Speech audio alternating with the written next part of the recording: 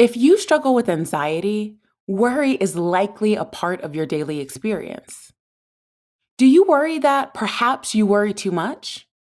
Do you understand the purpose of worry and what triggers it? If you've got questions, I have at least a few of the answers. Welcome back to Savvy Psychologist.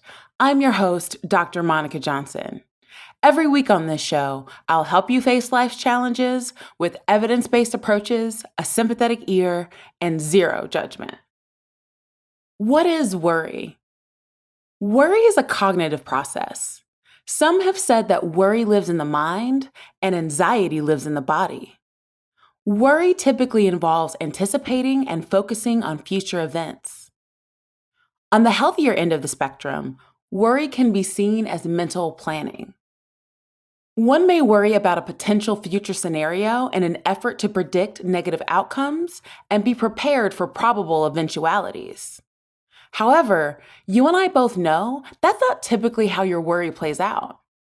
It may start out sensible, but it eventually hits Mad Hatter levels of nonsense. There are a few main triggers of worry. The first is new or unfamiliar situations. You hear it all the time. We all hate change. Many of us would prefer to stay in a negative but known situation than to approach an unknown and potentially pleasant scenario. No matter how big or small, new situations can lead to big worries. You could be thinking of joining a yoga class for the first time, and your first thought can be, what if I don't know all the positions?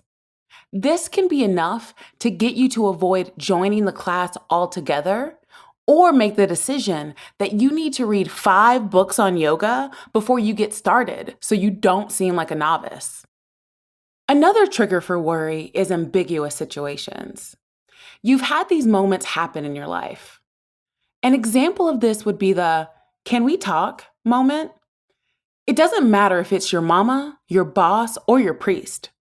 When someone asks to talk, you instantly start to worry. Did I remember to take the trash out? Am I about to get fired? I'm going to hell, aren't I? Unpredictable situations are another trigger for worry. These are events where you can't be certain about the outcome, like the outcome of a job interview, a test, or if your favorite team is going to win the World Series. Unpredictable situations can lead to some pretty intense what-if questioning. What if I say the wrong thing in the interview? What if I don't understand the right material? You could see how on the healthier end of the spectrum, this could be helpful. For example, having a little worry about my test can motivate me to actually study versus partying all night. However, too much worry means that we spend all of our actual energy on the worry thought, and it distracts us from actually engaging with the problem. For instance, you could be so worried about getting an A that you can't focus on studying. Now that we know what triggers it, let's talk about the basic components of worry. The first is that worries usually involve what ifs. If you missed my episode on how to win the what if game, go back and listen to that one after you're finished up here. When we are triggered to worry, we will ask a series of what if questions that never leads us anywhere good. This leads me to my next component. Worries are always negative. I have never had someone sit down in my office and say, I'm worried I'm going to have a wonderful time on this date, period. Now, I have had someone say, I'm worried I'm going to have a wonderful time on this date because it means I may have let down my defenses and fall in love, which is super scary, and I don't think I'm ready for that.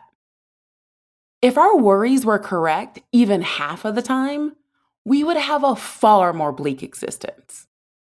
You may have already guessed it, but another component of worry is that it's future-focused.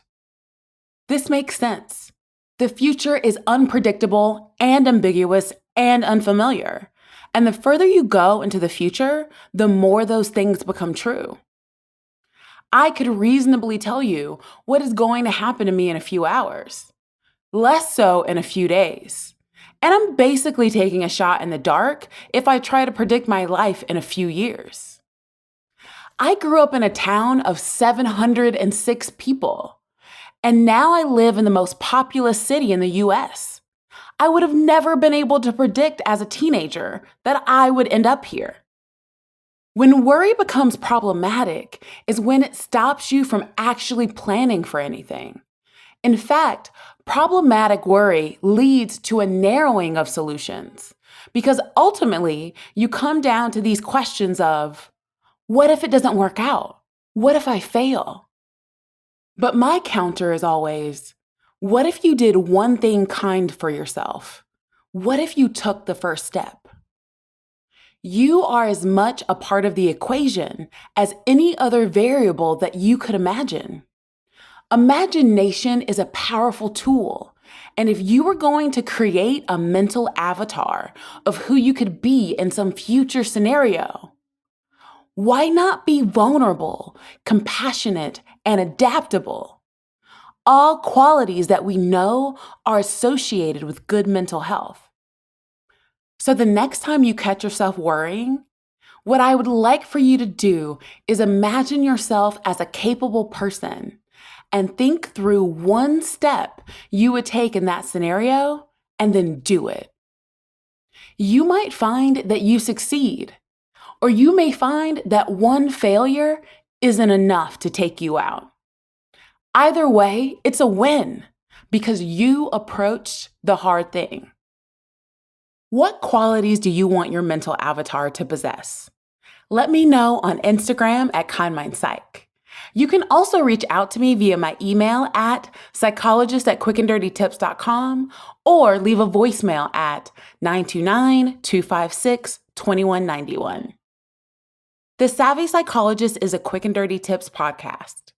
It's audio engineered by Steve Rickyberg with script editing by Adam Cecil.